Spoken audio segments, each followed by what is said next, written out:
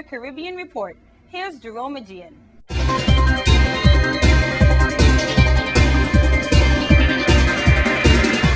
We start in St. Lucia, where they're standing firm in their oil exploration dispute. The government of St. Lucia said it has been informed of threats by the RSM Production Corporation and Jack Greinberg to sue Grenada national Gregory Brown and Roger Archibald. Brown is a former deputy prime minister of Grenada who recently held a press conference in Grenada with Richard Frederick, Minister of Physical Development, Urban Renewal, Local Government, and the Environment and Housing in the St. Lucian government. Archibald is a lawyer who represents Grenada in the country's recent successful endeavor to terminate an exploratory agreement with Jack Greinberg. The threat to sue the two men was sent in a letter dated June 1, 2011 from Daniel Abrams, attorney for the RSM Corporation and Jack Greinberg. The letter demands that the two men cease and desist from interfering with the RSM contractual relations with the government of St. Lucia. In regard, the legal advice is being sought as to whether breaches of St. Lucian law were committed by former Dr. Kenny Anthony in the signatory of the agreement. And in St. Kitts and Nevis, UN Secretary General Ban Ki-moon on Thursday urged Caribbean nations to combat organized crime on a regional level and promised that the United Nations will assist in the fight. In a message to the heads of the government of the 15 members of the Caribbean Community CARICOM, General Ban Ki-moon said the challenge for the Caribbean countries is the growing threat posed by organized transnational crime and the proliferation of small arms and light weapons. We must consider this challenge in a regional context, as well as through the premise of the development of human rights laws and security reform, and went on to say that the United Nations system stands ready to work on these issues. And staying with organized crime comes the story out of pre-statehood San Juan, Puerto Rico, as a huge raid in Puerto Rico's La Perla slums targets an infamous high-profile zone. It has always been Puerto Rico's most famous slum and the most picturesque, but the extent of criminality in La Perla apparently extends far beyond the colonial walls and cobblestone streets of San Juan. U.S. federal agents in Puerto Rico, in conjunction with the police department, swept through La Perla on Wednesday, breaking down doors and rustling people from sleep in what authorities say was the largest and most comprehensive raid ever in the community perched on the edge of the Atlantic Ocean. Nearly 70 people have been arrested on drugs and weapons charges, and by Thursday, several dozen more were being sought, said Javier Pena, the special agent in charge of the Caribbean Division of the U.S. Drug Enforcement Administration. Some local politicians were surprised by the arrest of Jorge Gomez Gonzalez, president of the Assistant for Rescue and Development in La Perla, who was charged with an indictment of being the leader of a drug trafficking organization. Gomez has been an acknowledged community leader of the slums and has widely been quoted in local media as a representative to the people in meeting with Governor Luis Fortuno. Also arrested was Santiago Hernandez Rosa, the alleged second-in-command, who was the president of the local dockworkers union, and indictments accused him of smuggling cocaine, heroin, and other drugs into Puerto Rico. None of the major figures have yet to enter a plea, and the investigation has proved to be a glimpse into the life of La Perla, a place where few venture unless they live or seek to engage in illegal activities.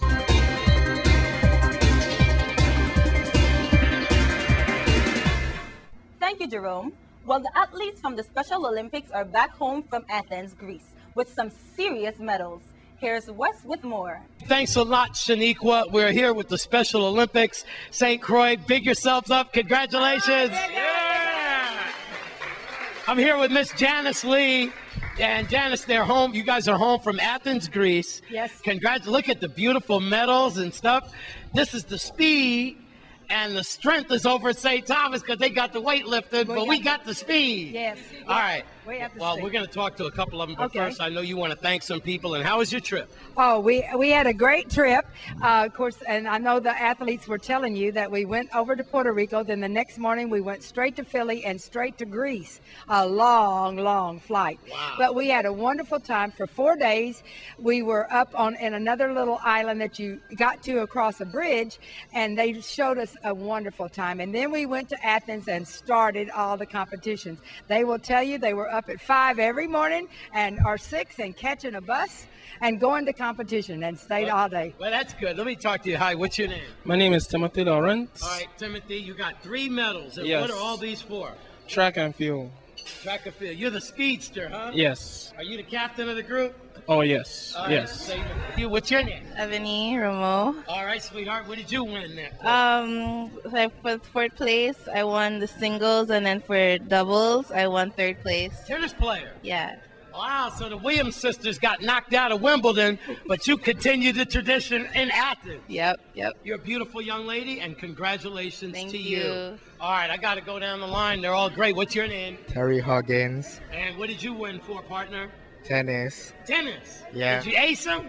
Yes. Yeah? Yeah. And your name? Shamara Barnes. And you were good in? Track and long jump. And long jump. I bet you could jump through the best of the sweetheart. Look at that smile. And you? Jemisha Barnes. What'd you get yours for? Shot for first place, fifth place, the 100, and third place, the relay. Let me see that shot put stance. Go, girl! Bam! Looks like, I don't know if it's shot put or Vogue. Strike a pose. Javelin. Hey, big up everybody, St. Croix. We're at Henry Rolson Airport. Our young men and women are back. Parents should be proud. Teachers, you should be proud, and coaches as well. We brought home the gold, the silver, and the bronze. It's another win-win situation. I'm Wes Small for News Channel 8. Congratulations to those athletes coming back with those medals. Up next, 4th of July races.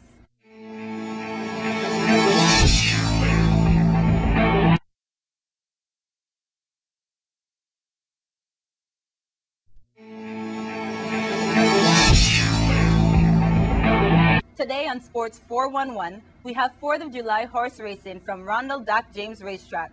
Take it away, Coop. Thanks a lot, Shaniqua. This past Sunday, despite the heavy rains, we had 8 exciting races at the Randall Doc James Racetrack. In the feature race, the Independence Day Classic, we had Blackjack Bob, folks who have found the fountain of youth, rolling off 4 wins in a row, going up against Timo's Dream, Expect Smoke, and Green Sand. Let's go to the call of the race. That is Green Sand, as expected, rushing to the front. Running in second position is Expect Smoke. Timo's Dream is running in third, and Blackjack Bob is bringing up the rear. As they pass the 16 pole, that is still Green Sand leading the way. Passing the wire in front for the first time when it means nothing. Timo's Dream moves into second position. Expect Smoke is running third. They ran the first 2 in 23 and 3. As they enter the clubhouse turn, that is Green Sand leading the way with a 1.5 length advantage over Timo's Dream. Running in third position, Expect Smoke is about 4 lengths out of it, and bringing up the rear is Blackjack Bob. As they enter the straightaway, that is still Green Sand leading the way. They ran the first 4 in 48 and 4. Here comes the Blackjack Bob. Blackjack Bob dealing aces early. As they pass the half mile, it is still Green Sand leading the way. Blackjack Bob is right there and alongside the rail, challenging for the front. Timo's Dream is moving on the outside. Green Sand is backing up. Expect Smoke is also moving. As they exit the backstretch, that is Blackjack Bob. They ran the first 6 in 1:15 and 1. Timo's Dream is engaged. It's a 1 length advantage for Blackjack Bob. Beginning to fade is Green Sand, well out of it. Expect Smoke needs to start challenging. Blackjack Bob is backing up, and Timo's Dream is going forward. At the top of the turn, it is Timo's Dream, now with a half-length advantage. Blackjack Bob is not done. 1 furlong to go. On the outside is Timo's Dream. Alongside the rail, Blackjack Bob. A 16 to go. Blackjack Bob is coming again. Blackjack Bob is your winner. Wow, Blackjack Bob hit the nitro button to pull off that win, giving him 5 wins in a row. Folks, that's 8 wins in his last 9 starts. He is definitely on fire. Here are the other winners on the day.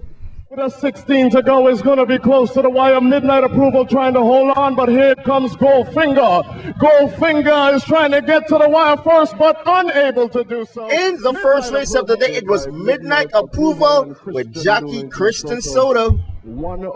Paul's Gift slapping through the mud. Seems to get here uncontested with a 16 to go. It's a wrap like December 25th. Paul's Gift leads to the wire. Running second, separate bill official. In the second race of the day, it was Paul's Gift with jockey Elmo Barnes in the saddle. Big respect. Because here comes Sarasota Maybell on the extreme outside. Sarasota Maybell is going to get to the wire first. Running in second, Destiny Arrival. In the third race, it was Sarasota Maybell with Jackie Winston Hurst. 6 furlongs in 1. It is going to be a good one with a 16 to go. Akabono is there. On the inside is Bruno's Burst. And they get to the wire. It is going to be Akabono. Bruno's Burst. In the fourth race, we had Akabono with Jackie Christian Soto. 3 furlongs in third. It's going to be tough. And it's finishing style with a 16 to go. Leggy Blonde on the outside. But here comes Who Shot the Serve on the inside. The Leggy Blonde has stretched her legs and won the race. In the fifth race, we had Leggy Blonde with Jackie Angel Vera. Folks, the race also saw the death of a very talented mare, Flanker's Lady, who collapsed and died at the top of the stretch. Whoa. There's going to be 2 to the wire, 16 to go. On the outside, Creation Rebel. And Creation Rebel is going to win. In the sixth race of the day, we had the Emancipation Day Classic. Creation Rebel won that with Jackie Edwin Gonzalez. According to Jesus, is looking for some running room on the outside with 1 furlong to go. Wicked Patrol is not done yet, but neither is the Black Machine. The Black Machine and Wicked Patrol with a 16 to go. The Black Machine still moving and Wicked Patrol on the left-hand stick. Wicked Patrol and Black Machine too close to call. And in the final race of the day, we had Black Machine with Jackie Alberto Ojeria. Folks, that's a look at your Sports 4-1 update. I'm Stephen Q. Francis from New Charlotte. But before I go, just got to remind you, go check my boy Wade and cop yourself your copy. Back to you, Miss Robinson.